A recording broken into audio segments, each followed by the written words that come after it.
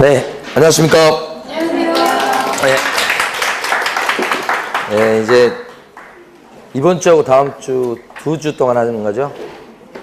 오늘 끝내는 게 아니고, 오늘 끝낸다고 했으면 저 죽을 뻔했어요.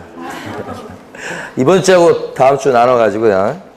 한 100문제 조금 넘어요. 100선이라고 얘기하지만.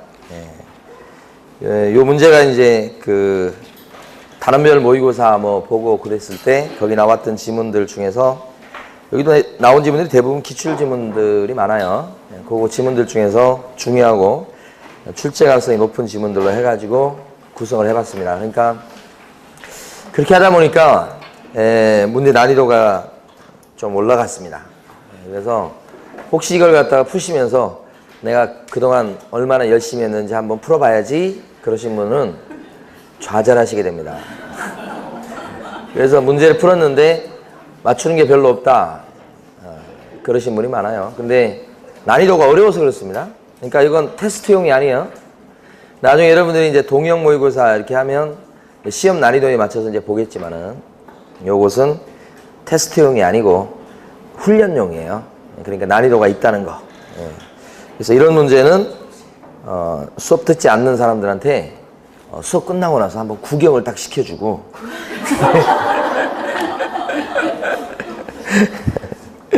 자, 그러면 수업은 이제 1시 반, 2시 사이 이렇게 될 겁니다. 4시간에 걸쳐서 할 겁니다. 자, 1번부터 보시겠습니다. 거래 신고 제도에 관한 설명 중 옳은 것은 이렇게 됐고요. 거래 신고 제도의 틀이 이렇습니다. 부동산 등에 대해서 거래했을 적에 관청에다가 신고하십시오 이렇게 돼 있고, 그 신고 들어가면 신고 필증이 나오고요. 그 신고 필증 갖고 이제 등기 내고 그렇습니다. 자, 근데 등기 내는 것과는 별도로 검증을 해본다. 그래서 결과를 세무서로 통보해가지고 세금을 제대로 물리겠다. 이런 제도예요. 자, 1번 보시겠습니다. 개업공인중개사가 매매계약서를 작성, 교부했을 때는 개업공인중개사의 등록관청에 거래 신고해야 된다. 그랬습니다. 부동산 거래 신고는 어디 가서 합니까? 신고관청에 가서 하고, 신고관청이 어디냐 그러면 부동산 등 소재지 관할 시장군수 구청장을 얘기합니다. 그러니까 언제나 주의할 것은 등록관청에 신고한다 그러면 틀립니다. 등록관청에 신고하는 게 아니라 신고관청, 부동산 소재지 관할 시장군수 구청장 알아두시고. 2번 개업공인중개사가 부동산 거래 신고할 때는 부동산 거래계약 신고서에다가 서명 및 날인한다. 부동산 거래 신고 제도에서는 전부 다요 서명 또는 날인입니다. 서명 또는 날인. 거래 신고 제도는 전부 다 서명 또는 날인입니다. 누가 하든 간에. 거래 신고 제도에서는 뭐든 간에 요 필증 발급한다 이런 거 있잖아요. 그러니까 전부 다 언제 발급하죠? 신고 필증 언제 줘요? 지체 없이 발급이죠. 지체 없이 발급. 해제 등 신고 들어갔을 때 확인서도 지체 없이 발급. 정정 신청이나 변경 신고도 지체 없이 다 발급해요. 지체 없이. 전부 다 여기는 지체 없이예요. 그래서 거래 신고 제도의 중요한 특징, 서명 또는 날인. 누가 하든. 그 다음에 지체 없이 발급 이렇게. 즉시 그러면 틀리죠? 즉시가 아니고 지체 없이. 이것도 한참 하다 보면 나중에 가서는 즉시인가 지체 없이인가 이것도 혼란이 올 수 있어요. 처음에는 이제 구별되는 것 같지만. 그래서 여러분들은 지체 없이 발급을 글자 수대로 신고 필증 4글자니까 지체 없이 이렇게 연상을 하시고, 즉시 아니고요. 신고 필증이 그러니까 지체 없이 기억하시라고요. 자, 3번 산업 입지 및 개발에 관한 법률에 따른 공급 계약을 체결했을 때도 거래 신고 대상이 된다. 거래 신고해야 될 경우가 어떤 경우냐면 4가지 경우입니다. 토지하고요, 건축물하고요, 그 다음에 공급 계약하고요, 그 다음에 지위하고요. 이 4가지에 대해서 매매 계약을 체결했을 때 실거래가 신고하도록 돼 있어요. 4가지에 대해서. 그 중에서 이제 공급 계약은 뭐냐? 자, 공급 계약이 분양 계약을 체결한 거예요. 근데 그 근거 법률이 7가지가 있죠. 이걸 암기했었어요. 암기할 때는 도시 공공주택의 분양산업은 신고해야 된다. 이렇게. 자, 7가지 법률. 도시 요게요. 2가지가 있어요. 하나가 뭐죠? 도시개발법. 또 하나가 도시 및 주거환경정비법. 그 다음에 요 공공이 뭐죠?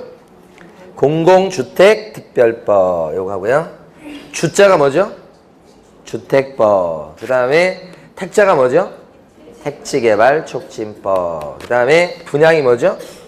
건축물 분양에 관한 법률. 이렇게. 산업은 뭐죠? 지금 나온 거. 산업 입지 및 개발에 관한 법률. 그죠? 이 7가지 법률에 따라서 공급계약을 체결했을 때가 실거래가 신고의무가 생기는 거. 3번이 정답이죠. 4번. 부동산 거래 신고를 받은 관청은 신고 내용을 확인한 뒤에 신고한 사람에게 신고필증을 어떻게 주죠? 지체 없이 발급이요. 이렇게. 즉시 아니고. 5번. 신고 내용을 조사한 경우 신고 관청은 조사 결과를 매월 1회 국장에게 보고해야 된다. 그랬어요? 자, 이 검증을 누가 합니까? 검증? 신고 관청이 검증하죠? 신고 관청은 검증 결과를 갖다가 누구에게 보고합니까? 누구에게 보고. 시도지사한테 보고. 매달 보고하는 겁니다. 그러면 시도지사는 또 누구한테 보고죠? 국장한테 보고. 이렇게 하는 겁니다. 매달 보고하는 겁니다. 매달. 근데 이제 매달 보고한다고 명확하게 나와 있는 조문은 요거입니다. 여기. 시도지사는 신고관청으로부터 신고받은 내용을 취합해서 매월 1회 우리 국장에게 보고해야 됩니다. 이렇게 나와요. 이렇게 매월 1회 보고하려면 여기도 한 달에 한 번씩 보고가 이루어져야 되겠죠? 여기도. 근데 여기는 조문에는 없어요. 그렇지만 이렇게 하려면 여기도 한 달에 한 번씩은 보고해야 될 것이다. 그런 건데 여기서 틀린 것은 이렇게 건너뛰면 안 됩니다. 응?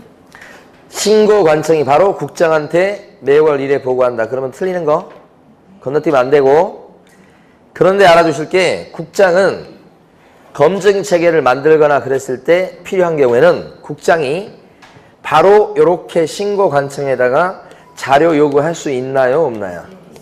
있어요. 요구하고 혼동하시면 안 되죠. 자료 요구할 때는 국장이 바로 그냥 일선 행정관청에 가서 내놔라 할 수가 있는 거고, 근데 보고는 뭐예요? 체계적으로 이렇게 해야 되는 겁니다. 2개 고별하시고. 정답은 3번이 된 거고요. 1-1번 보시겠습니다. 옳은 것은 그랬습니다. 1번. 소속 공인중개사가 부동산 거래계약 신고서의 제출을 대행하는 경우는 개업 공인중개사의 신분증명서 4번이 첨부된 위임장을 제출해야 되겠다. 역시 출제 가능성이 높은 거죠. 여기 지금 보면 누가 신고해야 됩니까? 그러면 당사자가 직거래했을 때 당사자가 신고하든지 아니면 개업 공인중개사가 신고할 경우가 있다. 둘 중에 하나죠. 여기 아니면 여기. 이게 더 많겠죠. 그때 신고하는 방법은 어떤 방법이 있는가? 2가지가 있죠. 첫 번째는 직접 제출하는 방법이 있고, 또 한 가지 방법은 제출 대행해서 대신 갖다 내주는 방법이 있죠. 이 제출 대행이라 그랬을 때 여기가 이제 출제 포인트예요. 특히 이제 신고 의무가 개공이 있을 때는 누가 제출 대행 해줄 자격이 있습니까? 소공이 제출 대행 자격이 있다. 이렇게 소공이요. 그러니까 위임을 받은 소공이니까 여기가 제출 대행 자격이 있고, 중개보조는 제출 대행 해줄 자격이 없죠. 요거 2번 출제됐던 거고. 그럼 소공은 제출 대행 할 때는 뭘 들고 하느냐? 소공이 갖고 갈 것은 뭐냐? 자기의 신분증만 딱 지참하면 됩니다. 개업 공인중개사가 써주는 위임장이나 개업 공인중개사의 신분증명서 복사본은 필요가 없다. 그게 요 1번 지문이죠. 그러니까 소공이 제출할 때는, 제출 대행할 때는 뭐만 들고 와요? 자기 신분증만 달랑 들고 가는 겁니다. 이거 필요 없다는 게 중요한 포인트고, 아직 시험에 안 나온 내용입니다. 그리고 제출 대행할 때는 방문해서 하는 것도 되지만 이때 전자문서로 하는 것도 될까? 이런 얘기죠. 제출 대행한다 그랬을 때 전자문서로 할 수 있나요? 안 되는 거죠. 직접 할 때만 전자문서가 되는 겁니다. 그래서 제출 대행한다 그랬을 때는 전자문서로 못해요. 그러니까 결국은 소공은 전자문서로 제출 대행 해줄 수 있어요? 없어요? 없습니다. 소공이 이거 하는 사람이에요. 못하는 거예요. 그러니까 결국은 그거. 자, 2번. 부동산 거래계약 시스템을 통해서 부동산 거래계약을 체결했을 때, 부동산 거래계약이 체결된 때 부동산 거래계약 신고서를 제출한 것으로 본다. 맞죠? 이 전자계약을 체결하게 되면 입력을 하는 순간에 거래 신고 된 걸로 봐준다 이겁니다. 예? 자동으로 신고하도록 그렇게 돼 있어요. 예? 출제가 유력합니다. 2번. 이걸 틀리게 된다면 부동산 거래계약 시스템을 통해서 거래계약이 체결된 때도 자 부동산 거래계약 신고서를 신고관청에 제출해야 된다. 이렇게 낼 거라. 그럼 틀리죠? 면제 그때는 그냥 신고해보는 걸로 봐준다니까요. 그래서 출제가 유력하다고요. 자 3번 당사자 중 일방이 국가나 지자체 또는 대통령령으로 정하는 자의 경우는 부동산 거래 신고 의무가 면제된다. 그렇습니까? 여기 보면 당사자가 신고 의무가 있는 경우가 있고 당사자는 실거래가 신고할 때는 공동신고가 원칙이죠. 신고서에다가 공동으로 서명 또는 날인한다는 뜻입니다. 그런데 중요한 것은 단독신고죠. 여기가 핵심. 당사자가 신고 의무가 있을 때 그때 단독 신고하는 그런 경우가 두 가지죠. 두 가지. 어떤 경우입니까? 일방이 신고를요. 거부했을 때죠. 그죠? 일단은 일방이 거부했기 때문에 신고서를 갖다가 혼자서만 서명 또는 날인해서 제출하는데 그러다 보니까 자 신빙성에서 좀 떨어질 수 있어서 이때는 추가 서류로 뭘 갖다 냅니까? 거래계약서 사본을 낸다고 하는 것이 중요합니다. 원본이 아니고 뭐요? 사본. 굉장히 중요한 거고. 그 다음에 또 한 가지 경우가 단독 신고의 경우가 있는데 일방이 누구일 때요? 국가 등인 경우는 거래 신고를요. 누가 해야 돼요? 국가 등이 해야 된다. 국가 등이 하는 겁니다. 면제받는다. 그렇게 하면 틀린가요? 면제받는 게 아니죠? 그래서 3번이 또 틀렸고요. 4번 개업공인중개사가 부동산 거래 신고할 때 부동산 거래계약 신고서에다가 당사자의 서명 또는 날인이 들어가야 된다 이런 뜻인데 옳지 않죠? 여기서 개국이 신고무가 있다 이렇게 되면 거래 당사자는 신고무가 없죠. 그러면 이 신고서에다가 누구만 서명 또는 날인하면 돼요? 개국만 서명 또는 날인하면 되겠다. 그러니까 신고 의무가 누구한테 있습니까? 이렇게 하는 것은 누가 날인해야 됩니까? 이 말하고 같은 뜻. 그래서 당사자가 신고무가 있는 경우가 있고 개공이 있는 경우가 있다. 개공이 계약서를 써준 경우는 개공만 신고무가 있고 그때는 개공만 뭐 한다고요? 서명 또는 날인. 당사자는 안 한다고요? 당사자는 신고무가 없게 된다고요? 이때는 요거. 그 다음에 5번 관할 세무관세의장은 거래 신고사항에 대해서 부동산 거래가격 검증 체계에 의해서 적정성을 검증한다. 적정성을 검증하는 사람이 누구게요? 신고관청입니다. 세무서장 아닙니다. 국토교통부 장관도 검증하는 사람 아닙니다. 여기서 보면 검증할 때는 비교 대상이 있어야 되니까요. 검증하는 시스템, 검증하는 체계를 만들게 돼 있다. 그래서 비교해 보는 거죠. 그 검증하는 시스템을 구축 운영하는 사람이 누구죠? 여기가 국장. 그래서 검증하고 결과를 세무서로 통보 이렇게 하는 거죠. 그래서 두 개도 구별하셔야 돼. 적정성을 검증하는 사람은 누구요? 신고관청. 검증 체계를 만들어서 운영하는 사람은요? 국장. 이렇게. 정답이 2번이었고요. 자, 이번에는 2번 문제로 가봅니다.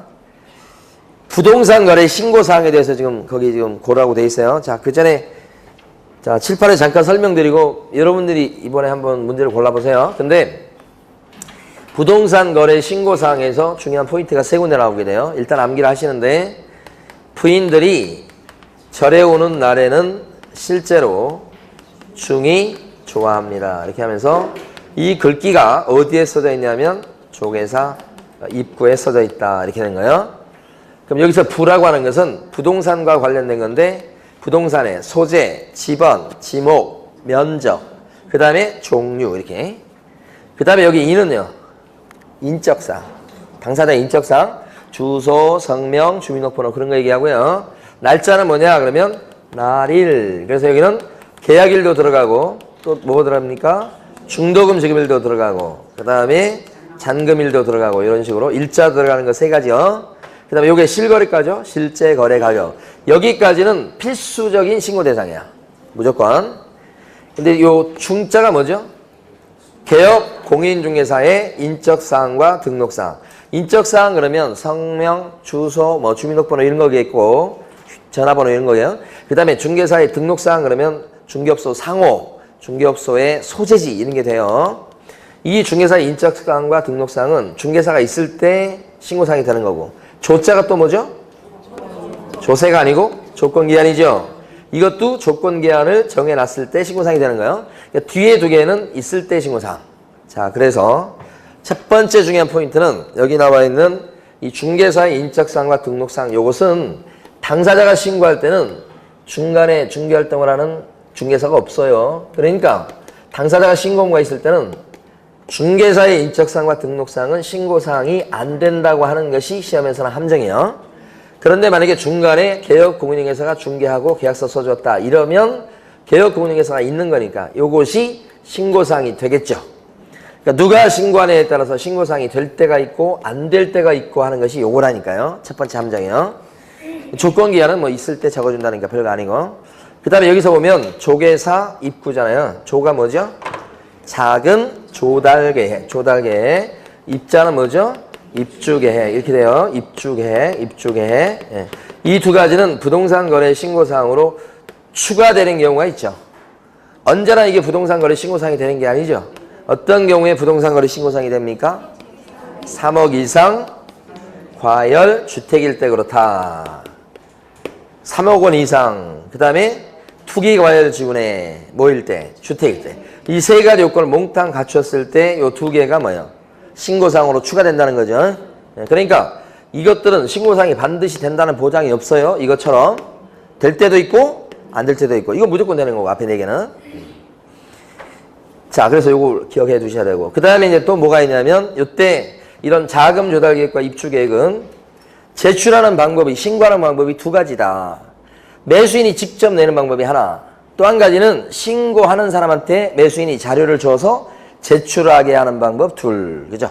그런데 직접 제출하지 않고 매수인이 신고 의무자한테 자료를 줘서 제출하는 그런 경우는 신고 의무자가 60일 내 신고해야 될 거니까 이런 자료는 계약서 쓴 날부터 언제까지는 줘야 됩니까?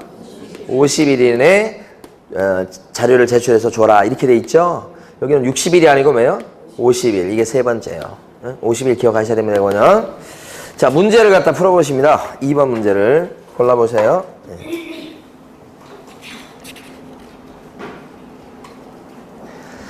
자, 기업권은 이게 지금 함정이 투기과열지분에 10억 원짜리긴 한데 상가예요.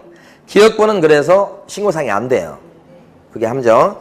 니은번 권리 이전 내용은 원래부터 안 되는 거고, 디귿번에 조건기한을 정해놨다고 하니까 되는 겁니다. 디귿번은. 니을번은 원래부터 안 되는 거예요. 조세 없어요. 미음번은 개업공인중개사가 문제에서 지금 알선했다고 나왔죠? 되는 거예요. 그래서 미음번은. 비읍번은요. 중도금지급일 되는 거죠. 만약에 시옷번에 나와 있는 것은 원래부터 안 되는 겁니다. 예, 그래서 반드시 암기하시고 신고사항에 대해서는 최근에 개정된 내용도 있기 때문에 출제가 유력합니다. 한 문제로 나올 수도 있습니다. 한 문제 아닐지라도 문제 지문에는 반드시 등장합니다. 자, 그 다음에 2-1번 보니까요. 변경 신고사항이 아닌 것은 이걸 출제 가능성이 이렇게 높은 건 아닙니다. 근데 그래도 대비해서요. 변경 신고사항에 대해서 암기를 해두십니다. 암기하실 때 여기만요. 정정신청 그건 암기하지 마시고 여기는 지면 조금 변경한다. 지면요. 조금 바꾼다 이런 뜻이에요. 이게 변경 신고사항이에요. 지면 조금 변경한다. 이렇게. 지자가 뭐냐면 거래 지분 또는 더 나가서 지분 비율 이렇게. 비율 이렇게. 그 다음에 또 뭐가 있냐면 면자는 면적 이런 거예요. 근데 이 두 개는 이렇게 구별하는 이유가 얘는 정정신청사항에도 요건 같이 나오죠. 정정도 요거 들어갑니다. 공통사항이에요. 그 다음에 조자는 뭐냐면 조건기한이 있을 때 조건기한. 그러니까 조건기한은 변경만 됩니다. 그 다음에 금자가 두 개예요. 하나가 뭐냐면 거래 금액이죠. 근데 실제 조문에는 거래 가격으로 돼. 거래 가격 이렇게 돼 있어요.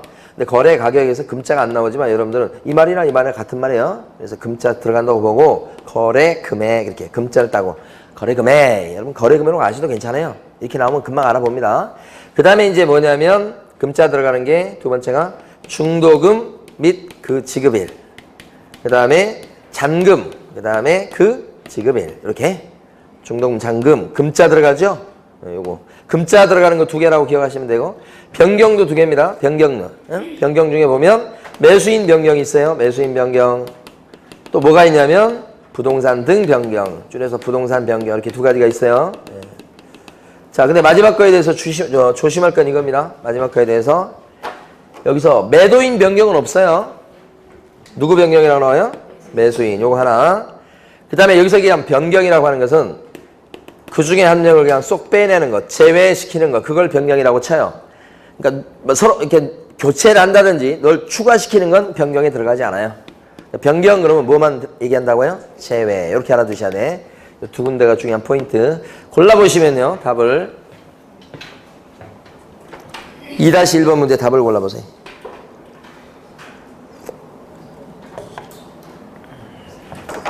보셨습니까? 정답 몇 번이에요? 4번이죠? 거래 대상 건축물의 종류. 이것은 정정 신청사항만 내는 겁니다. 네, 정정만 되고요. 자, 이번에 밑에 보시면 그 밑에 나와 있는 게 제재, 처벌 조항이에요. 자, 보시겠습니다. 여기 먼저 암기하고 그 다음에 여러분이 골라보세요. 자, 암기하실 때 여기 보면 신고 안 했습니다. 실거래가 신고 안 했죠? 500과입니다. 500만 원 이하 과태료 이런 뜻이고 신고를 했는데 자 대금 자료를 갖다가 내라고 그랬더니 대금 자료를 제출 안 했다 이렇게 되면 3천만 원 이하의 과태료입니다. 자, 세 번째는 허위 신고한 겁니다. 거짓으로 신고했어요. 요랬을 때는 좀 다르죠.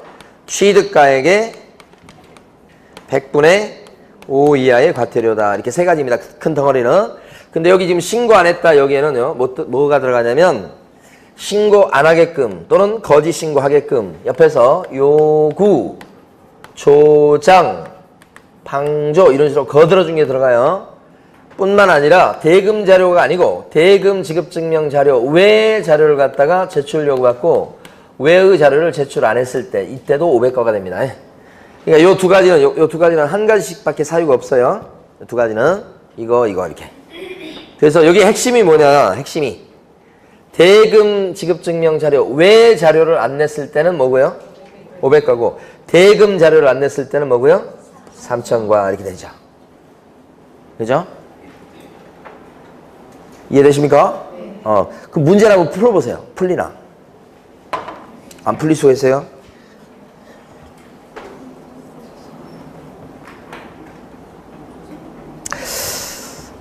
자, 2-2번이죠. 2-2번의 1번은 거짓으로 신고했다가 안 해요. 거짓으로 신고하게 한 자. 그죠? 조장. 여러분 이런 데 들어가는 거예요. 500과요, 500과. 2번은 외자가 나와요. 실제 조문도 그래요. 외자가 나오면 그때는 뭐예요? 500과입니다. 근데 조심할 건 뒤에 보면 자료 제출 안 한 것도 500과지만 거짓으로 제출한 것도 500과예요. 2번 틀렸어요. 거짓으로 제출했다. 이거라고 생각하시면 안 돼요. 거짓 신고가 아니에요. 그러니까 거짓으로 제출했다도 제출 안 한 거고 똑같이 쳐요. 여기도 마찬가지. 거짓으로 제출했다가 끝에 나와요. 조문상. 그것도 뭐예요? 3,000과예요. 그죠? 그 다음에 3번은 거짓으로 신고한 자는 아시겠죠? 이건 쉬운 거고. 4번. 거부가 신고 안 한 거예요. 뭐죠? 500과. 그 다음 5번 같은 경우는 대금 지급 증명 자료를 거짓으로 제출했다고 그랬죠, 지금. 그러면 대금 자료 안 낸 거하고 똑같아요. 그것도 뭐예요? 3,000과다. 그죠? 거짓 제출과 거짓 신고가 달라요. 이런 문제 풀어보셨어요, 혹시? 거짓 제출과 거짓 신고가 다르다고. 구별하셔야 돼요. 요거 허위 신고는 거짓 신고라고 나와요. 눈에 보이게. 이러면 6시에 끝나게 돼요. 여기 제출 안 했다. 여기 끝에 뭐가 있다고요? 거짓으로 뭐 한 게 들어가 있어요? 제출. 에? 여기도 대금 지급 증명 자료 외 자료를 제출 안 했다. 요 끝에 뭐가 있다고요? 거짓으로 제출 있다고요? 에? 몰라요. 저 오늘 한가해요. 저녁 수업도 없고 오후 수업도 없고 여러분만 힘든 거요. 이제 1시 아니라 2시에 끝나는데 3시에 끝날 수도 있어요. 그러든지 말든지 하여간. 자, 정답 몇 번? 틀린 게 몇 번? 2번. 사실 이거 여기서 더 나가야 되는 거예요, 여러분. 지금 여기서 이렇게 버벅거리고 있으면 안 되는 거예요. 뭐냐? 이 중에서 포상금 걸린 사람이 누구야? 포상금. 여기만 포상금이 걸려 있어, 여기만. 응? 여기 포상금하고 관련 없어요. 위에 두 개는 약한 거, 약한 거. 여기 센 거라고, 센 거. 거짓 신고는 포상금 걸려 있는 거요. 이것도 처음 하는 눈치면 곤란해요. 포상금 얼마야, 이제? 20% 과태료잖아. 부가 과태료 20%를 포상금으로 떼주잖아. 그죠? 더 나가서 기출문제야. 이렇게 과태료 매기는 것 중에서 자진해서 신고해가지고 자수하면 과태료를 갖다가 감경해주거나 면제시켜주는 경우가 있죠? 있어요. 아, 이런 과태료, 이거 있잖아요, 과태료. 이런 사람이 자기 스스로 자수를 하면, 쉽게 말하면 자수를 하면 과태료를 갖다가 감경시켜주거나 면제시키는 제도가 있다고요. 있어. 그런데 자수해도 감경 면제가 안 되는 게 있어요. 그게 시험에 나온 거예요. 어떤 거요? 노란 거예요, 노란 거. 그치, 자료 제출 안 한 거예요. 노란 거 2개. 이때는 감경 면제가 없다고요? 자수해도. 됐습니까? 아, 이게 작년 기출문제요.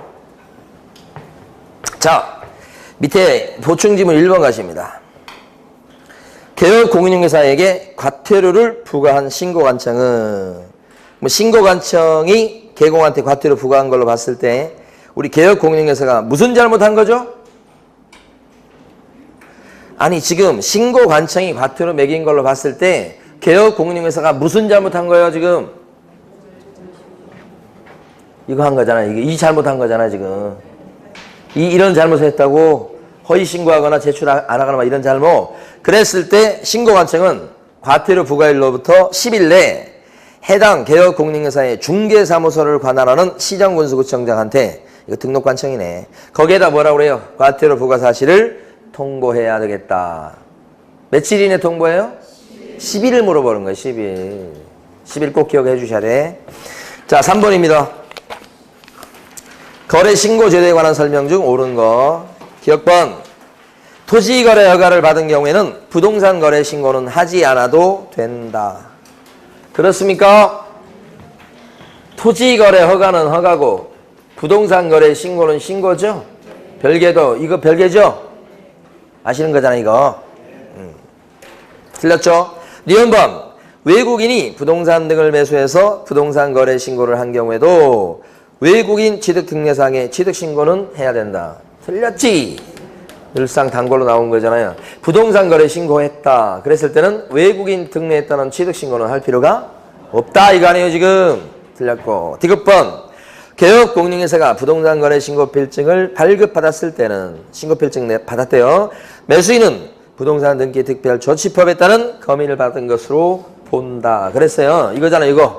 부동산 거래 신고하면 검인받은 것으로 의제. 맞는 거죠?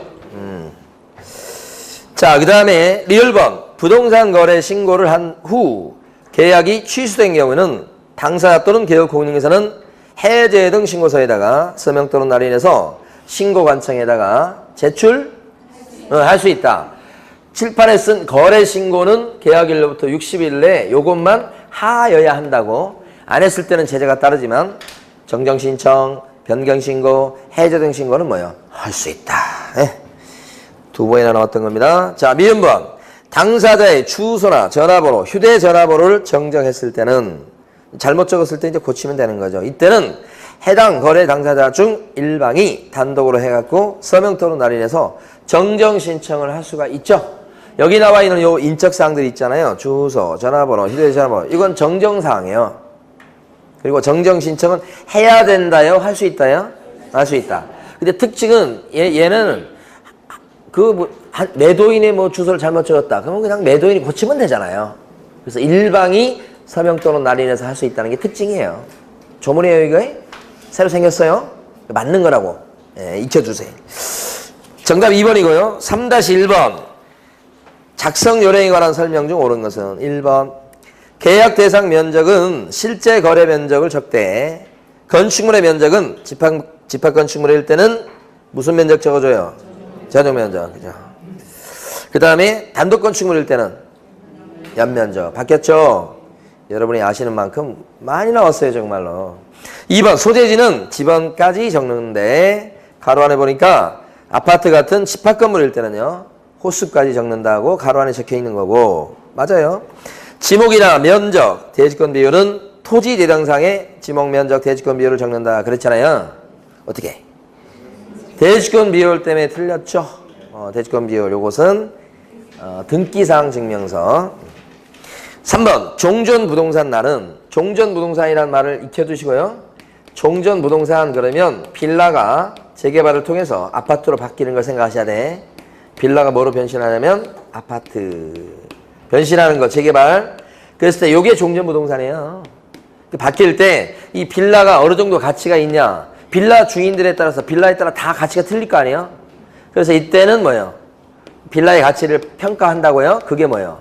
권리가고, 그리고 이렇게 변신하려면 이게 권리가가 다 다르기 때문에, 근데 34평 아파트를 갖다 분양받는다. 그렇게 조합원 입주권이요.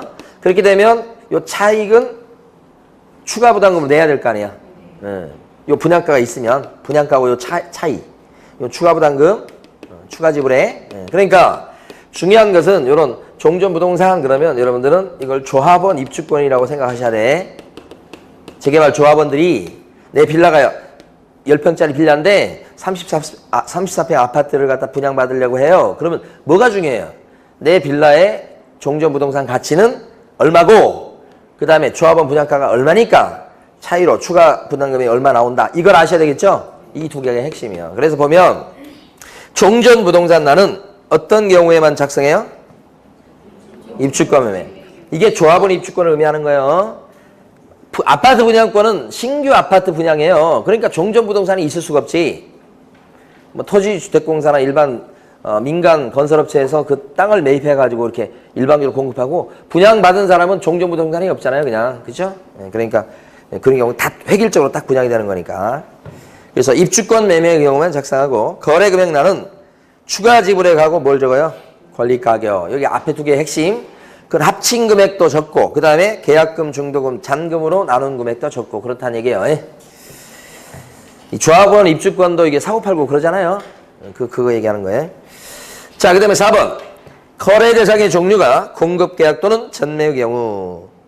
여기 보면 요거죠. 공급계약 또는 전매의 경우. 이 지위 매매를 잘 용어를 알아두세요. 지위를 사고 팔잖아요. 이것을 줄여서 전매라고 그래요. 지위 매매를 전매라고 그래요. 그러니까 법조문에는 지위로 나오지만 막상 서식에 가면 전매로 인쇄가 돼서 나와요. 그래서 암기하실 때 토건 공지지만 서식에 가서는 요 지위가 뭘로 바뀌어요? 전매라고 표현돼요. 이 공급계약 전매다 그러면 요 삼각형 그림을 꼭 기억하셔야 돼. 요 아래 부분은 뚱뚱하죠? 그래서 요것은 부가세가 어떻게 해요? 포함되는 거고, 위에 토지나 건물 어떻습니까? 홀쭉하죠? 이게 부가세 뭐예요? 제외. 이렇게 4번 틀렸습니다. 포함이라고 하셔야 되고. 5번이 출제가 제일 유력하다고 봅니다. 지금 상황에서. 물건별 거래 가격란을 적을 때 둘 이상의 부동산을 함께 거래하고 막 그럴 경우도 있을 거 아니에요? 그랬을 때는 각각의 부동산별 거래 금액의 합계 금액을 적습니다. 각각이라고 나와 있죠? 그러니까 물건별 이렇게 기억하세요. 물건별 거래 금액, 물건별 이렇게 물건별 거래 가격, 거래 금액 이렇게 나오면 뒤에는 뭐예요? 각각의 부동산별 거래 금액을 적습니다. 이렇게 각각이 나와야 됩니다. 물건별 두 개 이상을 거래할지라도 물건별 거래 금액란 이렇게 되면 그 거래 금액란을 적을 때는 어떻게? 각각의 부동산별 금액을 적어주고 두 개 이상의 부동산을 함께 거래하더라도 합치지 않습니다. 이거. 그런데 적어주는 항목 중에 총 실제 거래 가격이라는 게 있어요. 들어보셨죠? 총 실제 거래 가격이란 칸이 있어요. 적어주는 칸 중에. 적어주는 항목 중에.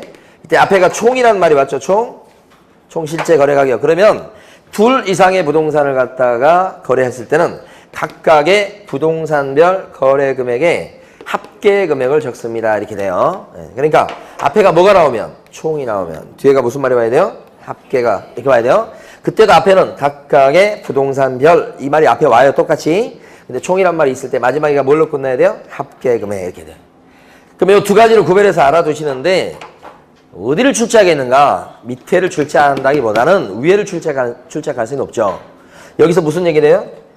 두 개 이상의 부동산을 함께 거래한다 이렇게 얘기해놓고는 요걸 물어보고 있는데 지금 여기다 뭐라고 그랬어요? 합계자를 집어넣겠죠? 그럼 틀리죠? 지금 5번이 그렇게 써놨죠? 합계자가 여기 나오면 안 되는 거예요. 물건별 그러면 뭐예요? 각각. 그죠? 네, 자. 밑에 거 한번 보시고요. 밑에 거 맞으니까. 자, 4번 갑니다. 이제 4번. 외국인 특례인가요? 4번. 에? 아이, 응? 아, 밑에 거 맞으니까 읽어보시고요 하고 넘어갔잖아요, 지금. 밑에 거 지금 보충 지문 1번 있잖아요. 그건 맞는 지문이니까 한번 여러분들 읽어보시라고. 예. 4번 갑니다. 4번. 자, 우리 그 내비 찍고 어디 가잖아요. 가는데 계속 그 내비가 가르쳐 준 걸 놓쳐가지고 옆길로 세면 있잖아요. 어떻게 되죠? 다시 도착 시간이 5시 10분이었다가 5시 50분 이렇게 되고. 제가 어제 그런 경험을 했거든요. 저는 그 내비 찍고 가면 이 빠져나가는 걸 잘 못하겠어요. 여기서 빠져나가라고 이렇게 돼 있어서 빠져나가 보면 경로를 이탈했습니다. 그러면 다음에서 빠져나가는데 벌써 빠져나가고. 근데 그게 단순히 저의 능력 부족만은 아닌 경우도 많이 접해요. 길이 연달아 이렇게 빠진 게 있는데 그 여기서 빠지라는 얘기인지 다음에서 빠지라는 얘기인지 그죠? 경로 방금 전에 경로를 이탈했어요. 자, 외국인 특례 내용을 보는데요. 우리가 지금 첫 시간에 하는 내용이 제일 좀 힘든 부분이에요, 사실은. 그래서 천천히 하고 있는 거예요. 이제 둘째 시간, 셋째 시간 막 지나가면 어떻게 막 손살같이 나갑니다, 지금. 아직은 지금 워밍업을 하고 있는 상태죠. 외국인 특례 이렇습니다. 외국인 등이 부동산 등에 대해서 이렇게 소유권을 갖다가 취득할 때 외국인 특례 그러면 외국인 등, 그 다음에 부동산 등, 그 다음에 소유권 취득일 때 규제한다 이런 뜻이고요. 규제하는 내용은 허가받으시오 이런 땅이 조금 있죠, 조금. 허가받는 땅이 있고 땅, 그 다음에 신고해야 될 그런 부동산 등이 있죠. 이렇게. 자, 1번 보시겠습니다. 국내 토지를 소유하고 있던 외국인이 토지를 매각하는 매매 계약을 체결한 경우 계약 체결일로부터 60일 내 토지 소재지 시장건설구청장한테 신고해야 되겠다. 그랬어요. 계약이니까요. 60일 내 취득 신고하는 거 맞습니까? 계약 여기 보면 신고 보면 자, 계약을 원인으로 했을 때는 자, 계약서 쓴 날부터 60일 이내에 신고한다. 이런 건 얘기하고 계약 외 원인일 때는 취득일로부터 6개월 내에 신고한다. 이건 여러분 많이 아시는 거잖아요. 60일, 계약이니까 60일 맞잖아요. 그런데 이것은 매각이라고 되어 있어요. 매각. 양도라고 소유권을 취득할 때만 규제하는 거예요. 그러니까 부동산 등에 대한 매각이 이루어진다든지 양도, 이전 다 같은 말이에요. 이랬을 때는 외국인 특례는 적용되지 않는다. 어느 때만 적용돼요? 취득. 함정입니다. 함정. 조심하셔야 돼. 자, 2번. 외국인이 주택법에 따른 공급계약을 체결한 경우 계약일로부터 60일 내 외국인 특례에 따른 취득신고를 해야 되겠다. 주택법에 따라 공급계약을 체결했을 때도 취득신고하는 겁니까? 공급계약이 분양계약이고 분양계약이 최초의 계약을 얘기하는 거예요.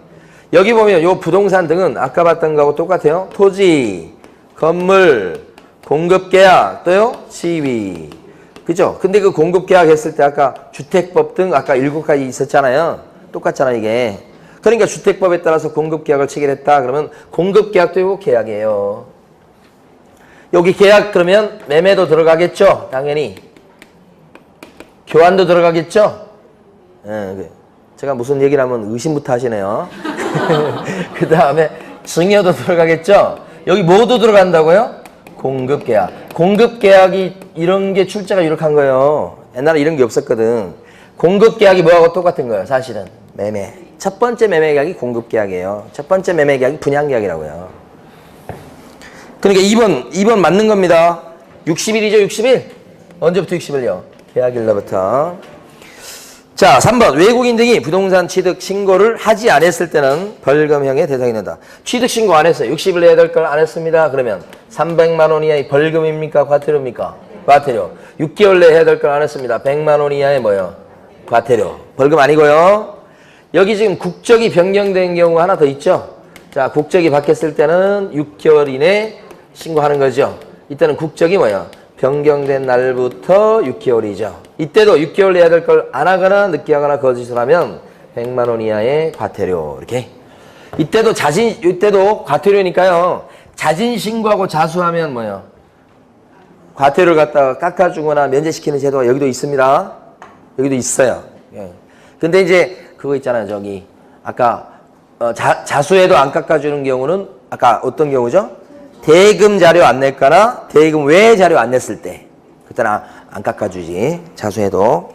자, 4번. 외국인 등이 건물의 소유권을 취득한 경우에는 외국인 특례에 따라 신고관청에 취득신고를 하지 않는다. 그렇습니까? 건물에 대한 소유권 취득이잖아요. 건물 여기 들어가잖아요. 건물. 요게 이번에 바뀐 거, 작년에 바뀐 거요. 건물에 대한 소유권을 취득했다고 그러잖아요. 그럼 해야지. 근데 취득 원인이 뭐예요? 계약이죠. 계약 아닌가요? 아, 계약이라는 거 그쪽은 나오지 않는네. 그죠? 소유권을 취득했다. 그랬을 때는 계약을 원인으로 했을 때는 60일 내에 건물 소유권 취득하는 게 계약 외의 원인, 상속받거나 그런 거 있잖아요. 그죠? 그랬을 때도 취득신고는 하긴 해야죠. 취득신고하는 겁니다. 이게 신고. 신고하지 않는다니까 틀렸죠? 자, 5번. 사원 또는 구성원의 절반이 대한민국 국적을 보유하지 않은 법인 또는 단체는 부동산 거래 신고 등에 관한 법률상 외국인 등에 해당하지 않는다. 이 외국인 등 개념을 많이 물어봐요. 여기는 세 종류가 있어요. 세 종류. 자, 진짜 외국 사람. 이것은 한국 국적 안 갖고 있는 사람. 그 다음에 외국 법인, 단체, 외국 회사를 얘기합니다. 단체라고 얘기하면 설립등기 안 된 비법인 사단을 얘기하고요. 법인은 설립등기 된 거고요. 또 한 부류가 내국 법인이죠. 내국 법인. 내국 법인이다 그러면요. 내국 법인 그러면 이 내국 법인이 무조건 외국인에게 들어가는 게 아니죠. 내국 법인 중에서 하나, 둘, 셋, 넷. 그죠? 구성원의 절반 이상이 외국 사람일 때, 임원의 절반 이상이 외국 사람일 때, 자본금의 절반 이상을 외국 사람이 또는 외국 법인이 출자했을 때, 의료권의 절반 이상을 외국 사람이나 외국 법인이 갖고 있을 때, 넷 중에 하나라도 걸리면 뭐예요? 내국 법인이지만 어디에 들어가요? 외국인 등. 5번 질문은 그러니까 이걸 기억해야 되는 게 아니에요. 앞에 걸. 숫자 2분의 1 이상 여기다 하시는 거예요. 이걸 물어보지 않아요. 앞에 거 무조건 맞아. 근데 숫자를 기억하셔야 돼. 2분의 1 이상이니까 딱 절반만 외국 사람이야. 그래도 외국인 등에 해당된다. 경계를 물어봐요. 시험도. 자, 정답은 2번이었고요. 4-1번 보시겠습니다. 옳은 것은 자, 1번. 외국인이 법원 경매로 단독주택을 낙찰받은 경우에 경매로 낙찰받았어요. 지금 주택을 취득일로부터 60일 내 신고관청에 취득신고를 해야 된다. 자, 외국인이 경매로 낙찰을 받았을 때 경매로 뭘 낙찰받았다고 그래요? 단독주택을. 단독주택이 건물에 들어가잖아요. 그럼 소유권 취득이죠? 취득신고 해야 돼. 근데 신고는 보니까 이게 계약 외의 원인이죠, 이건? 그래서 여기에 들어가는 게 이제 상속이라든지 지금 나온 경매 같은 거. 시험에 나올 때 합병까지도 나왔었어요. 자, 이런 거. 이런 것일 때는 6개월이죠, 6개월. 60일이 아니고 뭐예요? 6개월. 2번 신고관청은 신고 및 허가 내용을 매 분기 종료일로부터 1개월 내 국장에게 제출한다. 보세요. 신고해서 신고필증을 줬거나 허가내서 허가신청해서 허가증을 줬다 그러면 자, 거기 신고관청은 신고필증이나 허가증을 주고서 관련 자료를 시도지사한테 제출하죠. 그 다음에 시도지사는 또 누구한테 제출합니까? 국장한테 제출하는데 제출할 때 보면 신고관청은 분기별로 한 번씩 여기다 제출해요. 분기별이니까 3달에 한 번씩. 외국인 특례는 매달 제출할 필요가 없어요. 거래 건수가 한국 사람보다 많지는 않잖아요. 그러니까 분기별로 제출해요. 그럼 이때는 정확히 얘기하면 분기가 끝난 날, 분기 종료된 종료일로부터 1개월 이내 여기다가 제출이야. 그럼 제출받은 시도의사는 또요. 1개월 이내 어디에다 제출해요? 국장한테 제출해요. 이게 매달 제출한다는 의미가 아니에요. 분기별로 제출하는데 분기 끝난 때부터 한 달 내. 그죠? 또 그 제출 받고서 또 한 달 내 제출이지. 예. 그러니까 여기서 건너뛰면 돼야 안 돼요? 안 돼. 그거 물어보는 거예요. 바로 국장한테 하면 안 됩니다. 누가 국장을 뭐로 바꿔야 돼요? 2번 신고관청. 3번 군사시설 보호구역 내 건물에 대한 매매계약을 체결하고자 했을 때 신고관청의 허가를 받아야 되겠다. 군사시설 보호구역은 허가대상 땅 들어갑니까? 들어갑니다. 자, 여기 암기하실 때 특별한 야생 군사문화는 허가받으셔야 된다. 이렇게 특별한 야생 군사문화는 허가받으셔야 된다. 허가대상 땅 어디가 들어가요? 야생생물 특별보호구역, 생태경관 보존지역, 군사시설 보호구역 등등등 어쩌고저쩌고, 문화재 보호구역 등 어쩌고저쩌고. 이 4군데 땅이 사전에 허가를 얻고서 그 다음에 계약을 체결하게 돼 있죠. 이렇게 4군데 뭐라고요? 땅. 무조건 땅 얘기예요. 여기는 조심하셔야 돼. 조심하셔야 돼. 군사시설 보호구역이라고 나와 있긴 하지만 뭘 취득한다고 나왔어요? 건물만. 그랬을 때는 허가 받아요? 안 받아요? 안 받지. 이때는 어떻게 해야 되죠? 그러면 허가 안 받으니까 신고해야지. 계약을 원인으로 한 거다 그러면 60일 내 신고. 이렇게. 5번이 아니라 4번. 토지거래 허가구역 내 토지거래 계약에 관한 허가를 받은 경우 외국인 특례에 따른 취득 허가를 받지 않아도 된다. 이거 밑에 거 허가잖아요. 토지거래 허가 받았습니다. 그렇다면 외국인 특례에 따른 취득 허가는 필요가 없다. 출제 안 된 내용입니다. 대비하셔야 됩니다. 단단히. 자, 부동산 거래 신고했다. 외국 사람이. 그랬을 때 외국인 특례에 따른 취득 신고를 할 필요가 없다. 응? 그렇게 단골로 나온 거잖아요. 아까도 한번 했고. 4번이 정답. 5번. 야생생물 특별보호구역의 경우에 토지 소재지 시장구청장의 사전 허가를 받지 않고 계약을 체결하면, 원래 사전에 허가 받고 계약을 체결해야 될 거죠. 근데 만약에 허가도 안 받고 계약을 체결하면 그 계약은요 무효죠. 효력 발생할 수 없죠. 그리고 잡아가죠. 2학년 2반. 이것도 알아두셔야 돼요. 2년 이하의 적이나 2천만 원 이하의 벌금. 그죠? 이건 맞죠? 그러니까 맞죠. 근데 뭐가 틀렸어요? 유효 하나. 이게 틀렸죠? 자, 쉬겠습니다. 지금 쉴 텐데 진도가 늦어갖고 제 마음이 바빠 죽겠는데 말을 천천히 하려고 하다 보니까 너무 힘들어요. 둘째 시간부터는 좀 빨리 할 수 있도록 많은 협조 부탁드립니다.